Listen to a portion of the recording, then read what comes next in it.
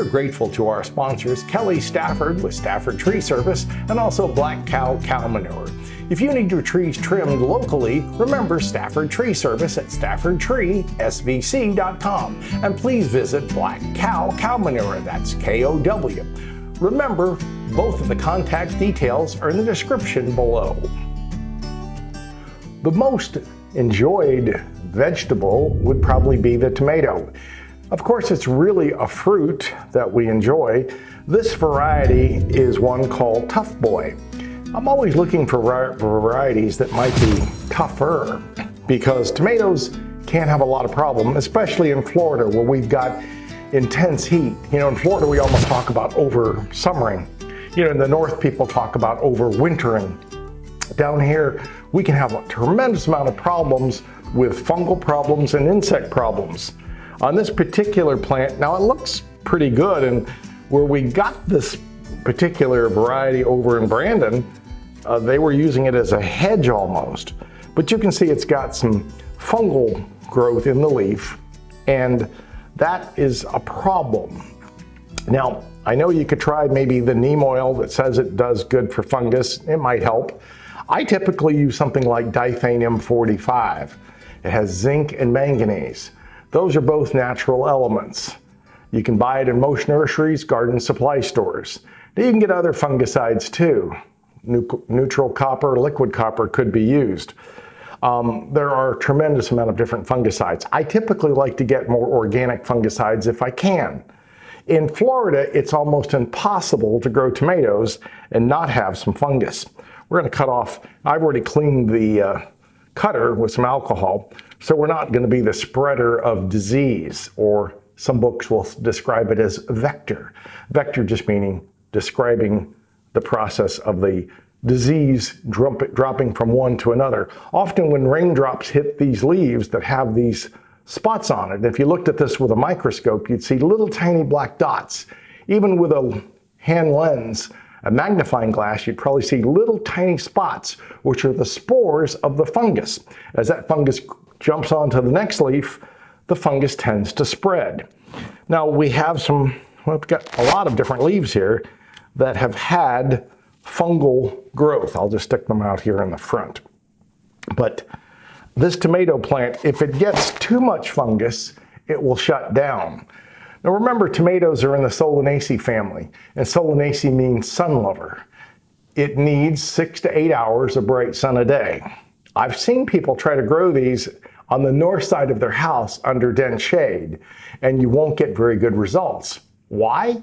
Because you're not going to build up enough energy. Remember the photosynthesis, photo from the Greek meaning light, and synthesis meaning putting together, is where you build your energy and foliage. So if you're growing peppers, you're growing tomatoes, you're growing eggplant, they're all in the Solanaceae family.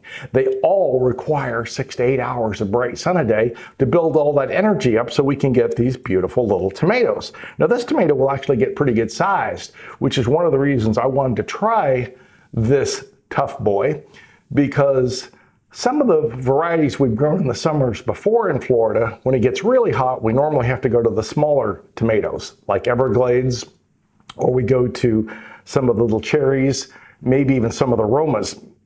But the real large tomatoes, those real big boys that you've seen up north, typically have a lot of problems. They get into even more fungus, and they don't always seem to set fruit when it gets too hot at night. You need kind of a cool night temperature to set your fruit well with tomatoes. And when you get into Florida or some of the other hot areas around the world, when it gets really hot all night long, you'll find the flowers come on and they won't set fruit like they would when you're getting that heat during the day, but a little bit of coolness at night. Remember to really improve the soil. They are going to require a lot of water to start to get them growing, and you'll have to kind of baby tomatoes a little bit to get them from beginning to end. I would make the soil improved. That's peat, that's cow manure. I would actually improve that soil. If you're in an area where water settles, I'd build a little bit of a mound so you can have them. Many people like them in containers because you can control the drainage part. You can always add more water in. It's hard to take out water if the soil becomes super saturated. Tomatoes are, I think, a good addition. I know a lot of people have said, well, there's problems with tomatoes. There's lectins. Well, maybe.